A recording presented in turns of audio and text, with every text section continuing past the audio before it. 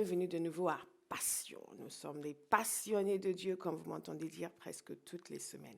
Nous commençons aujourd'hui une nouvelle série d'enseignements sur la parole de Dieu. Et je dois réellement vous dire que tout ce que j'enseigne à partir de quelque chose de fort que Dieu a déposé dans mon cœur, parce que je crois que nous n'avons pas le droit de parler de ce qui ne nous a pas d'abord secoué. Par ailleurs, pour moi, c'est toujours important, avant d'enseigner un message, d'avoir été travaillé moi-même par ce message. Mais il y a de ces messages qui vous sont particulièrement chers. Et ce message-ci est un des messages de vie pour moi, un message qui m'est particulièrement cher, la parole de Dieu. La parole de Dieu parce que quand je suis venue à Christ, j'ai eu le bonheur et la bénédiction d'apprendre très tôt l'importance de la parole de Dieu. Et je vais juste partager rapidement un témoignage que certains ont déjà entendu partager dans cette émission ou ailleurs. C'est qu'avant de venir à Jésus, la Bible était quelque chose dont je me moquais beaucoup. Et il y a peut-être quelqu'un qui regarde cette émission qui s'identifie à cela. Et je disais beaucoup de choses très désagréables sur la Bible, je critiquais, je me moquais. Et Dieu fait grâce. Et je dis aussi, Dieu sait prendre sa revanche. Et sa revanche est belle. De faire enseigner la Bible par quelqu'un qui se moquait de la Bible. Et quand donc je suis venue à la connaissance de Dieu, je suis venue à la connaissance de Dieu simplement parce que je me suis mise à lire la Bible. Les gens partageaient l'évangile avec moi et j'étais méprisante et hautaine, dédaigneuse, comme quelqu'un m'a dit une fois, hautaine et dédaigneuse, et je trouvais que ces gens devaient manquer un peu de cerveau, ou ces gens devaient manquer un peu d'intelligence, ou ces gens manifestement n'étaient pas encore entrés au XXe siècle à l'époque, ça date, et que manifestement ils avaient un problème. Mais j'ai eu une impulsion certainement venue de Dieu, d'aller lire la Bible et de poser des questions à Dieu. Et tout, ce Jésus, c'est qui finalement? Et pas de manière très pieuse par ailleurs. C'était un peu un défi lancé à Dieu de me montrer qui était ce Jésus parce que j'en avais un peu marre qu'on me casse les pieds avec Jésus. Et ça me revenait sans cesse. Et c'est uniquement en lisant la Bible que j'étais venue à la conviction de la nature de Jésus, de sa personne, de son œuvre. Et j'étais saisie par cela et ça a changé mon optique par rapport à la Bible pour dire que réellement, il y a quelque chose dans ce livre. Mais il a quand même fallu du temps parce qu'il y avait tellement de dépôts négatifs et des couches successives de critiques, de méchanceté d'ailleurs, vis-à-vis des chrétiens et de la Bible pour arriver réellement à aimer, à honorer cette parole comme je devais. Et au tout début, quand j'allais à l'église, parce que je n'allais pas à l'église avant de venir à Christ, et quand je suis venue à Jésus, dans ma chambre, j'ai prié pour recevoir Jésus. Où que vous soyez, vous pouvez prier pour recevoir Jésus. Dans ma chambre, j'ai prié pour recevoir Jésus dans mon cœur parce que j'étais réellement convaincue. Et quelques temps après, j'ai commencé à aller à l'église. Et en écoutant le pasteur, j'étais euh, j'étais touchée, j'étais emportée, mais je me retenais. Je me disais, ouh, pas de lavage de cerveau. Pas de lavage de cerveau parce que j'avais tellement... je ne me rendais pas compte qu'en réalité, Dieu était en train de m'enlever le lavage de cerveau précédent que j'avais eu avant de venir à Jésus.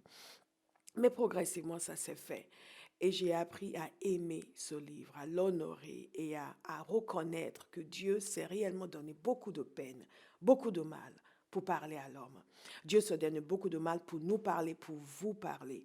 Parce que ce que nous sommes n'est pas toujours favorable à la parole de Dieu, n'est pas toujours favorable à l'évangile. Mais Dieu est miséricordieux, miséricordieux. Il est compatissant et il connaît notre situation. Il sait que nous sommes chers. Il connaît les faiblesses que nous vivons. Et comme je dis toujours concernant Jésus, il a marché là où nous avons marché. Il est venu sur la terre comme un être humain. Et même s'il n'a pas commis de péché, ce qui est merveilleux avec lui, c'est qu'il sait ce que nous sommes et il sait ce que nous vivons. Et Dieu n'est pas là en train de vous casser, en train de vous juger, en train de vous condamner. Si Dieu était si prompt à condamner, quelqu'un comme moi ne serait pas ici aujourd'hui en train d'annoncer l'évangile et enseigner la Bible avec toutes les erreurs que j'ai pu dire sur cette même Bible.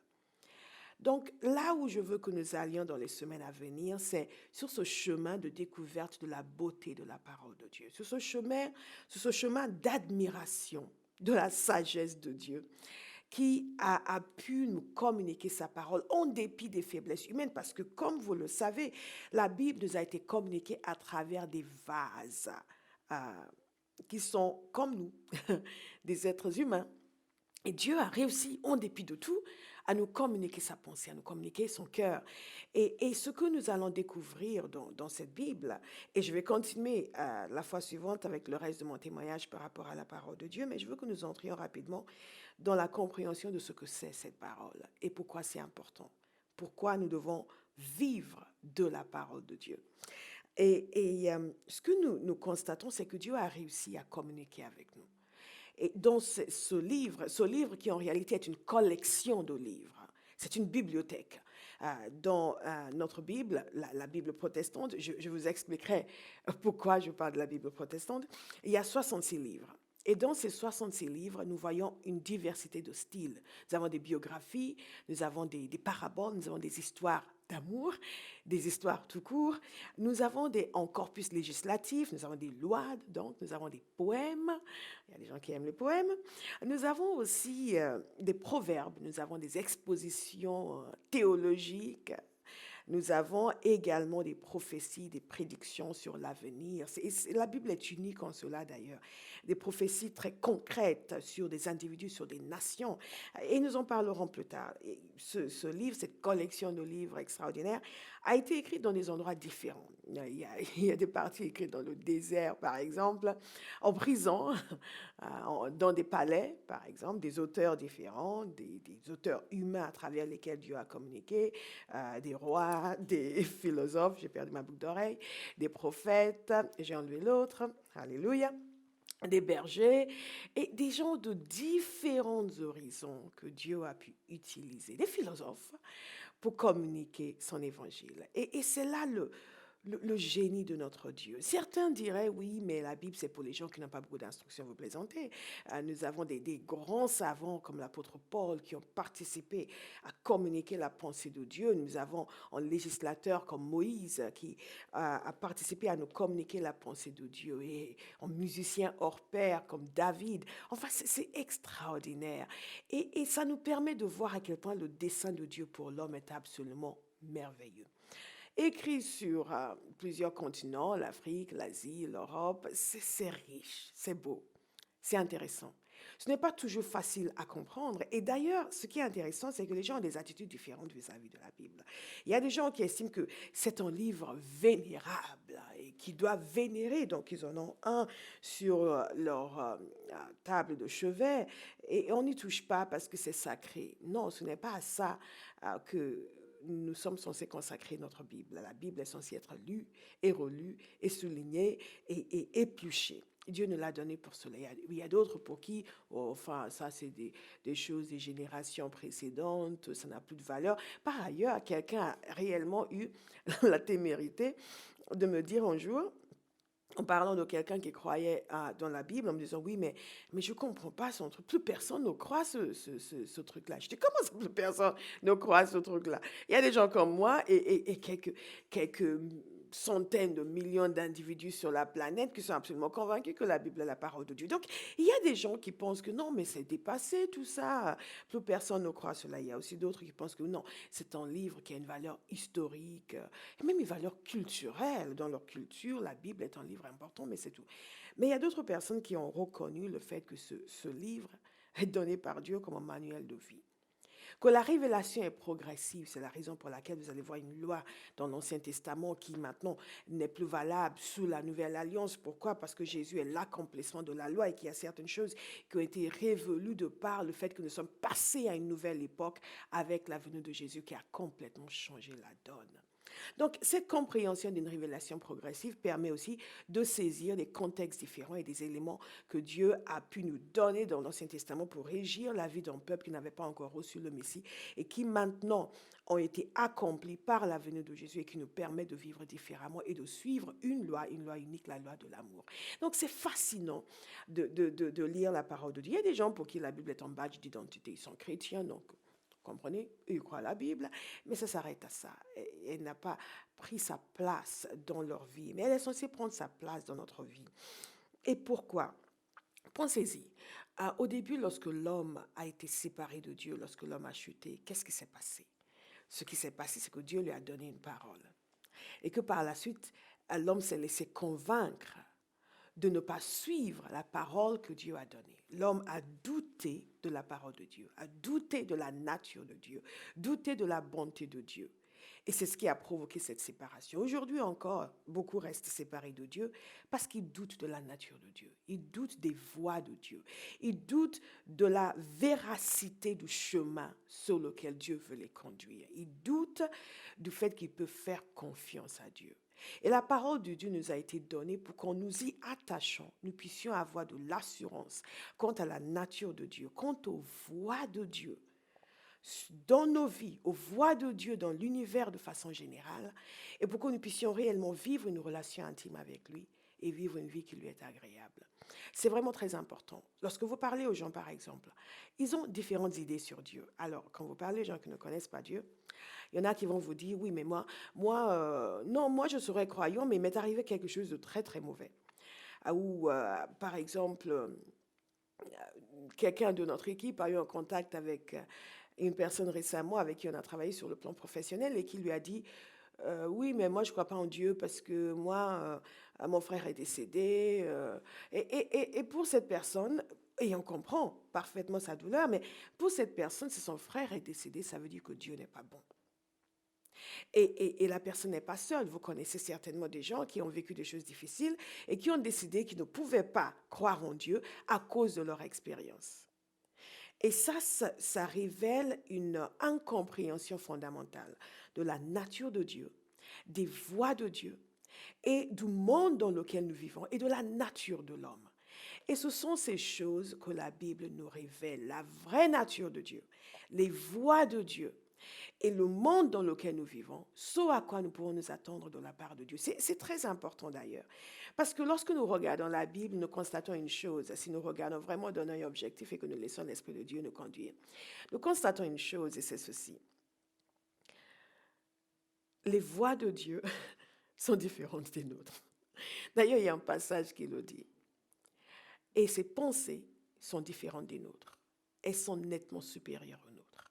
Pour appréhender les voies de Dieu, nous avons besoin de sa parole qui nous permet de saisir comment Dieu est et comment Dieu fonctionne.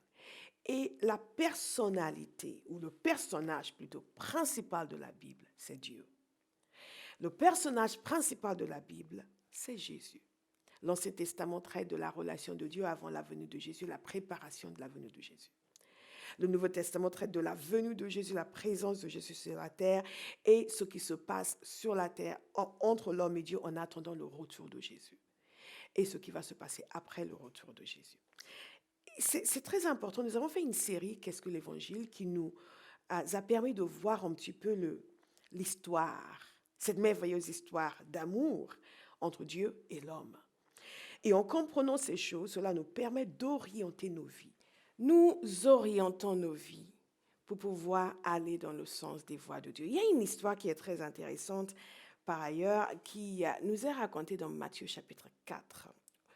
Il se passe que Jésus est allé dans le désert et là, il a jeûné pendant 40 jours. À la fin de son jeûne, il a été tenté par le diable. Le diable est venu pour lui proposer de transformer la pierre en pain parce qu'il avait faim.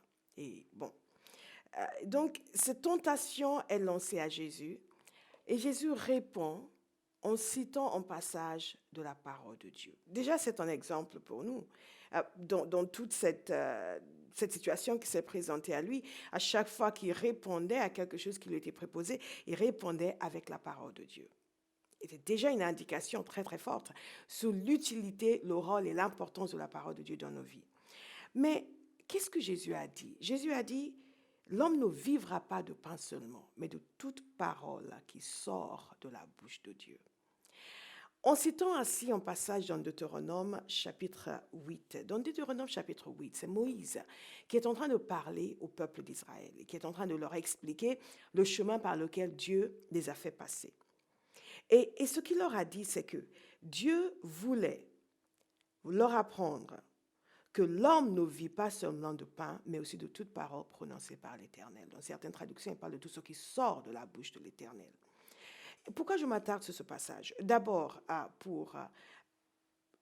dans le sens de ce que j'ai dit précédemment, le fait que Jésus a répondu à la tentation, aux difficultés qui étaient devant lui avec la parole de Dieu. Si Jésus estimait la parole de Dieu, combien même nous devons estimer la parole de Dieu. Mais là où je veux en venir, c'est ce qui est dit ici, que l'homme vivra de tout ce qui sort de la bouche de Dieu. L'homme vivra de toute parole prononcée par Dieu. Pourquoi? En réalité, c'est une démonstration de la supériorité de la pensée de Dieu sur la pensée de l'homme. La supériorité de la parole de Dieu sur la parole de l'homme, et sur toutes les circonstances dans lesquelles nous nous trouvons. En d'autres termes, Dieu a ses pensées, il a sa parole, il a ses voies, il a une manière de faire qui est toujours meilleure, qui doit toujours faire l'objet de notre choix, quels que soient les calculs humains que nous pouvons faire, quelle que soit l'analyse que nous pouvons faire en tant qu'être humain, ce qui nous est communiqué par Dieu, la voie qui est indiquée par Dieu, le chemin qui est désigné par Dieu, la parole qui est donnée par Dieu, est toujours ce qu'il faut choisir. C'est vraiment quelque chose sur lequel il convient de méditer et de réfléchir, parce que c'est à la base de notre vie en tant qu'être humain. C'est à la base de nos relations avec Dieu. Et en réalité, lorsque les gens rejettent l'autorité de la parole de Dieu, c'est tout simplement parce qu'ils ont compris quelque chose que beaucoup de gens qui disent qu'ils sont chrétiens n'ont pas compris. C'est qu'en acceptant l'autorité de la parole de Dieu, ils sont censés changer leur vie. Ils sont censés modeler leur manière d'être et de faire pour suivre ce que Dieu désigne comme étant la bonne voie à suivre. Et ce qui est important ici, c'est aussi de reconnaître ces différences entre la voie de Dieu et la voie que nous aurions choisie.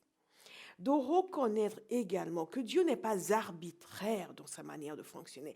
Vous savez, il y a des gens qui, ne comprenant pas la parole de Dieu, disent oui, mais c'est un Dieu arbitraire, des sentences arbitraires. Absolument pas. Dieu a une logique qui est réelle et qui est concrète. Nous avons une logique, mais qui est souvent tordue. Et c'est important de le comprendre. Il y a des choses sur lesquelles notre raisonnement est impeccable, mais il y a des choses sur lesquelles notre raisonnement ne tient pas la route parce que basé sur des suppositions erronées. Dieu est l'auteur de la vérité. Dieu est vérité. Donc, toute sa logique à lui est basée sur la vérité. Et vous savez, moi, j'avais eu quelques difficultés, pour dire les choses simplement, à me soumettre à cette autorité de Dieu et cette logique qui vient de Dieu. Mais au fur et à mesure que nous l'acceptons, nous comprenons que réellement, nous sommes en train de nous connecter avec cette vérité éternelle qui est le fondement de ce que nous sommes, le fondement de tout ce que nous vivons. L'homme ne vivra pas de pain seulement. Qu'est-ce que ça veut dire? Ça veut dire tout simplement que vous ne devez pas trop aimer la baguette? Non, absolument pas. Ni le pain au chocolat? Non, absolument pas. Dans cette situation précise, il s'agit d'une situation naturelle à laquelle Jésus pouvait apporter une solution qui semblerait normale et appropriée, qui, pour l'homme, était la bonne solution. Il avait faim, il avait déjà fait son acte de foi, n'est-ce pas, jeûner, il était là dans la présence de Dieu et il méritait quand même de manger. Et que par ailleurs, rappelez-vous, Israël avait traversé le désert pendant 40 ans. Et là où Dieu, par la bouche de Moïse, a donné cette parole dans Deutéronome 8, c'est justement lorsque Moïse leur rappelait le fait qu'ils avaient souffert la faim, ils avaient souffert la soif, Dieu voulait tester leur cœur pour voir s'ils étaient obéissants et que Dieu leur avait donné la manne pour leur prouver que l'homme ne vivra pas de pain seulement, pour leur montrer, pour leur permettre de comprendre. Et je vais vous lire le passage. Il t'a nourri avec cette manne que tu ne connaissais pas. et que tes ancêtres n'avaient pas connu. De cette manière, il voulait t'apprendre que l'homme ne vit pas seulement de pain, mais aussi de toute parole prononcée par l'Éternel. Donc, en parallèle entre l'expérience de Jésus, 40 jours dans le désert, l'expérience d'Israël, 40 ans dans le désert, Dieu les a nourris de la manne, quelque chose de surnaturel. Dieu a pourvu pour eux d'une manière différente de ce que eux pensaient, parce que eux réclamaient des choses différentes. Et Dieu a pourvu différemment. Dieu avait une voix qui était différente de la leur. Et Dieu voulait leur montrer qu'il avait, ses voix à lui étaient différentes de celles de l'homme et qu'il pouvait faire ce qui était nécessaire dans leur vie, ce dont ils avaient besoin, mais pas nécessairement comme eux le voulaient. Et que ce que lui désignait comme la voie à suivre était la meilleure. Et Jésus cite ce passage ici dans le désert, lorsque le diable vient le tenter, pour lui dire, oui, mais la manne, tu te souviens, là, le pain transforme, la pierre transforme en pain. J'ajoute la manne, c'est une extrapolation.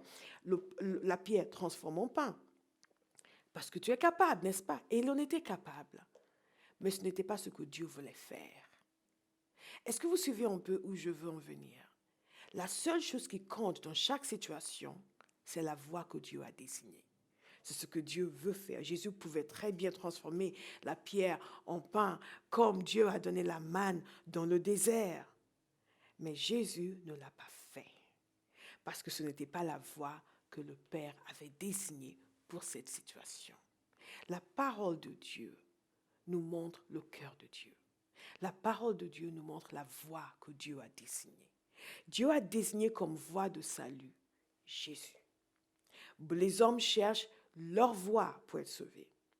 Les hommes vont chercher à faire la pénitence, les gens vont chercher à marcher sur du charbon ardent, les hommes vont chercher à réciter 5 prières tous les matins, 5 l'après-midi, 5 le soir, pour gagner leur salut. Dieu a une voie qu'il a désignée. La parole de Dieu nous montre cette voie qu'il a désignée, la personne de Jésus. Dieu nous a donné sa parole pour nous montrer ses voies, pour nous montrer son cœur, pour nous montrer sa personne, pour nous donner des exemples à suivre. J'espère que vous m'avez suivi dans cette introduction à cet enseignement, cette série que nous allons faire, pendant laquelle nous allons nous attarder sur l'importance de la parole de Dieu. Ce qui a provoqué la chute de l'homme au départ, c'était son refus de croire la parole de Dieu. C'est qu'il s'est laissé éloigner de ce que Dieu lui avait dit. Il a douté de la parole de Dieu. Il a douté des voies de Dieu. Il a douté de la nature de Dieu. Aujourd'hui encore, nous avons reçu la parole de Dieu. Et Jésus nous dit que nous devons vivre de tout ce qui sort de la bouche de Dieu, de toute parole prononcée par Dieu. Jésus nous dit que la voix de Dieu doit guider notre existence, que le chemin que Dieu trace devant nous doit être celui que nous choisissons. Il y a beaucoup de chemins qui nous sont proposés sur la terre. Et il y a beaucoup de voix qui nous sont offertes. Il y a beaucoup de paroles qui sont prononcées. Tous les jours, vous entendez une multitude de paroles. Et chaque parole, chaque philosophie, chaque idée, chaque pensée qui vous est communiquée est censée orienter votre vie dans un sens ou dans un autre. Elle est censée conditionner votre pensée. Elle est censée conditionner vos paroles. Elle est censée vous façonner. Qui va vous façonner? Les gens déclarent leur indépendance de Dieu et se soumettent aux diktats de Vogue, de Cosmopolitan pour les femmes, de je ne sais pas quelle revue les hommes affectionnent, se soumettent aux diktats des partis politiques, aux diktats de la philosophie ambiante, de la pensée ambiante, et se soustraient de la parole éternelle de Dieu. Je vous invite aujourd'hui à vous soumettre à la parole de Dieu. Il n'y a pas d'intelligence à dire « moi je ne peux pas croire à la Bible, je suis trop intelligent ». Les mêmes personnes se signent en passant sous une échelle. Vous comprenez, il y a un manque, en absence de logique dans la manière dont les êtres humains fonctionnent. Et si vous êtes de ceux qui croient que la Bible est la parole de Dieu, surtout ne laissez personne vous mépriser. Ne laissez personne du haut de son intelligence supposée vous faire croire que vous êtes en arriéré mental, que vous êtes resté au IIe siècle parce que vous croyez la Bible. Au contraire, c'est faire preuve d'intelligence que de croire à la Bible. Je fais partie de ceux qui ont lutté avec cela parce que j'étais tellement hostile à la parole de Dieu avant. Et je remercie Dieu, il a su gagner ma confiance. Et il a su mettre à mal toutes les pensées mondaines qui m'empêchaient de faire confiance à sa parole et qui me faisaient croire que j'étais trop intelligente pour suivre la Bible. Je remercie Dieu de nous avoir permis d'avoir accès à sa pensée. Je suis tellement reconnaissante pour la parole de Dieu. Nous allons continuer dans les semaines à venir et rester avec moi à explorer les bienfaits de la parole de Dieu. Pourquoi Dieu nous a donné la Bible? Pour révéler ses voies, pour que nous puissions comprendre comment il fonctionne. Je vous invite à faire ce voyage avec moi. Nous allons trouver des choses extraordinaires. Nous allons voir des choses merveilleuses. Nous sommes nombreux à pouvoir témoigner que parce que nous avons mis notre confiance en Dieu, parce que nous avons choisi d'apprendre ce que Dieu dit de lui-même dans sa parole, nos vies ont été révolutionnées, totalement transformées, totalement changées. Des hommes de conditions humbles, de conditions élevées, de toutes les dimensions imaginables et possibles, riches, moins riches, noirs, blancs, gris, verts, des hommes de toutes conditions humaines, possibles et imaginables, ont choisi de mettre leur confiance dans cette parole et n'ont jamais été déçus. Vous ne serez pas déçus du choix que vous faites, de faire confiance à Dieu. Et si vous êtes de ceux qui n'ont pas découvert la parole de Dieu, je vous invite à faire ce voyage. Prenez votre Bible et commencez à lire. Commencez dans Matthieu. Si vous commencez dans la Genèse, vous allez prendre beaucoup de temps pour terminer. Mais commencez déjà dans Matthieu. Et après, recommencez dans Genèse. Vous allez découvrir des trésors inépuisables, un livre merveilleux, extraordinaire. Des gens qui nous ont précédés ont reconnu la valeur de cette parole. Nous allons, dans les semaines à venir, évoquer quelques commentaires que les gens ont pu faire sur la Bible. Et des gens qui ont trouvé que Dieu réellement a fait preuve d'amour en nous donnant ce trésor extraordinaire. Nous allons nous retrouver la semaine prochaine et que Dieu vous bénisse. Mais avant de partir, j'aimerais prier pour ceux qui sont malades. Je vous demande de mettre la main sur la partie de votre corps où vous souffrez. Père, je te remercie pour ta grâce et pour ta puissance qui en ce moment est libérée sur la vie de mes frères et sœurs.